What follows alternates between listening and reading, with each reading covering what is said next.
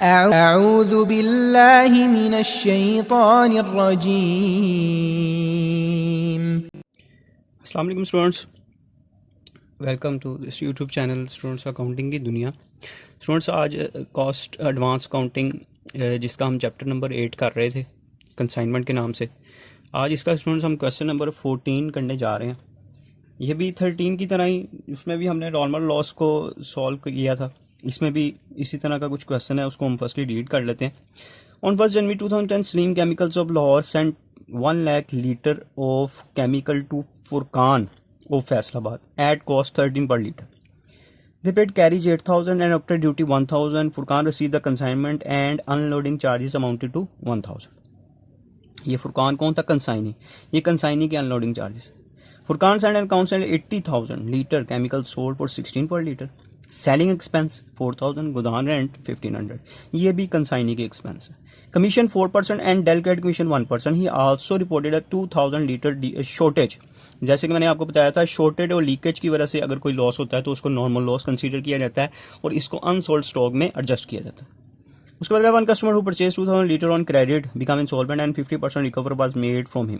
Students, इस question में चूंकि डेल क्रेडिट कमीशन है इसलिए हम ये बैड डेट्स की एंट्री परफॉर्म नहीं करेंगे, यहाँ पे नहीं पुट करेंगे।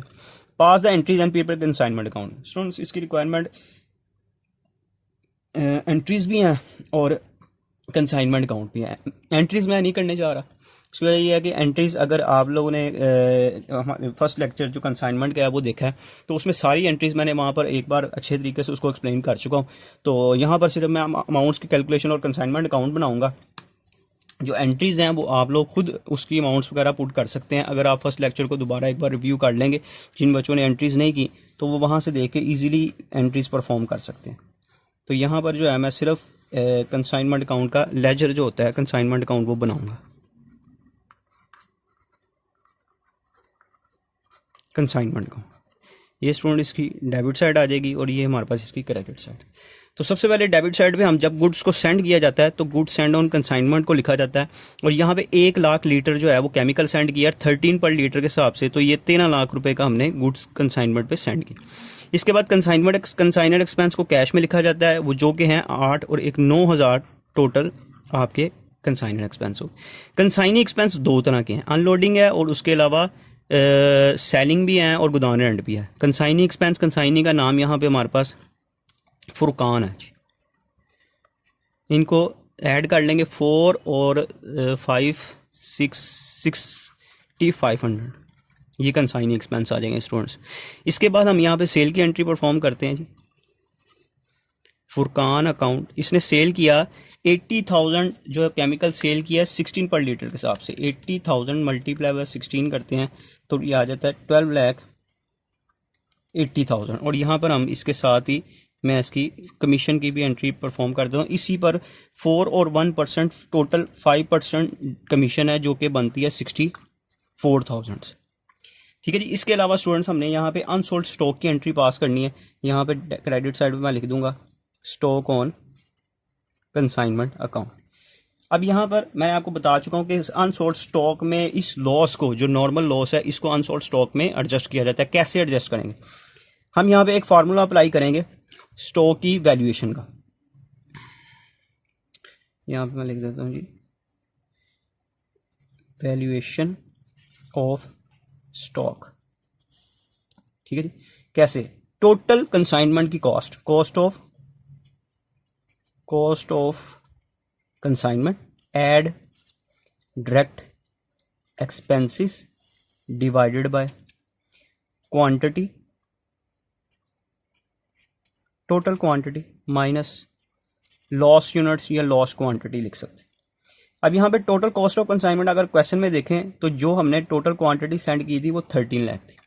इसमें ऐड करेंगे student direct expenses. Direct expenses कौन से हैं? जैसे कि मैं बता चुका हूँ कि कंसाइनर के सारे एक्सपेंसेस डायरेक्ट होते हैं, कंसाइनर के सारे एक्सपेंसेस ही डायरेक्ट होते हैं और कंसाइनी के सिर्फ वो एक्सपेंसेस जो गोदाम रेंट से पहले वाले होते हैं, जिसमें अनलोडिंग फ्राइट वगैरह आ जाता है, ये डायरेक्ट होते हैं। तो 9,000 कंसाइनर के एक्सपेंस और 1,000 कंसाइनी का एक्सपेंस जब इसमें ऐड कर देंगे तो ये 10,000 हो जाएगा। टोटल क्वांटिटी कितनी थी स्टूडेंट्स? 1 लाख लीटर जो है था वो केमिकल था, जिसमें से 2,000 लीटर जो है वो लॉस्ट हो गया। तो इसको अगर सॉल्व करते हैं हम 13 लाख प्लस 10,000 डिवाइडेड बाय ये 98,000 आ जाए, तो ये हमारे पास आ गया जी, sorry 13 lakh plus 10,000 divided by 98,000, तो ये हमारे पास आ जाता है 13.36। ये हमारे पास अब इसकी पर यूनिट कॉस्ट आ गई है और इसको मल्टीप्लाई हमने यहाँ पे करना है अनसोल्ड स्टॉक के साथ।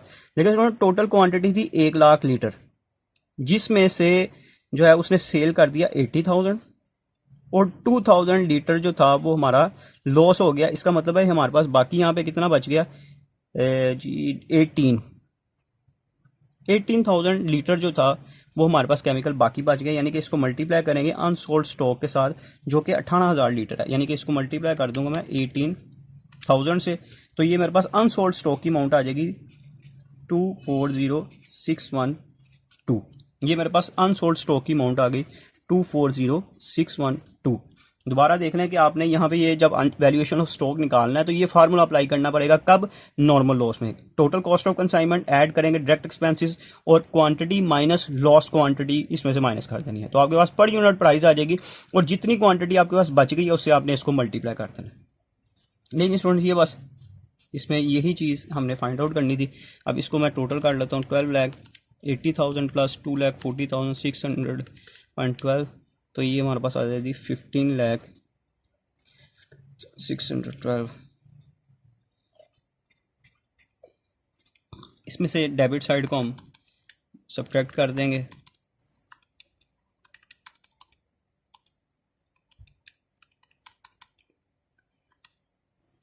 तो स्टूडेंट्स ये हमारे पास आ गया 82,612। 82,612 ये हमारे पास आ गया 15,20,612 minus 13 lakh minus 9,000 minus 6,500 minus 64,000। Sorry ये कैलकुलेशन ही ठीक हुई थी। 1,41,112 ये हमारे पास किस में हम इसको ट्रांसफ़र करेंगे? प्रॉफिट एंड लॉस अकाउंट में इसको ट्रांसफ़र किया जाए। देखिए स्टूडेंट्स ये हमारा क्वेश्चन जो था इसमें इतनी रिक्वायरमेंट थी। जर्नल एंट्रीज इसमें रिक्वायर्ड है। आप सेंड करने की entry consignor expense, consigning expense, commission की, सेल की और अनसोल्ड स्टॉक की एंट्री करेंगे और इसके बाद जो क्लोजिंग एंट्रीज 3 की जाती हैं वो 3 क्लोजिंग एंट्रीज भी आप इस क्वेश्चन में करेंगे। उम्मीद है कि ये आपको क्वेश्चन समझ लग गया होगा। असल में इसमें रिक्वायरमेंट यही जो करने वाला पॉइंट था वो वैल्यूएशन ऑफ स्टॉक था। तो उम्मीद है आपको समझ लग गई होगा। कोई प्रॉब्लम आती है मुझे कमेंट सेक्शन में बताएं। चैनल को सब्सक्राइब करें, वीडियो को शेयर करें, बेल आइकन को क्लिक करें ताकि आने वाली तमाम वीडियोस के नोटिफिकेशन आप तक पहुंच सके। इंशाल्लाह स्टूडेंट्स नेक्स्ट लेक्चर में मुलाकात होगी, तब तक के लिए अल्लाह हाफिज़।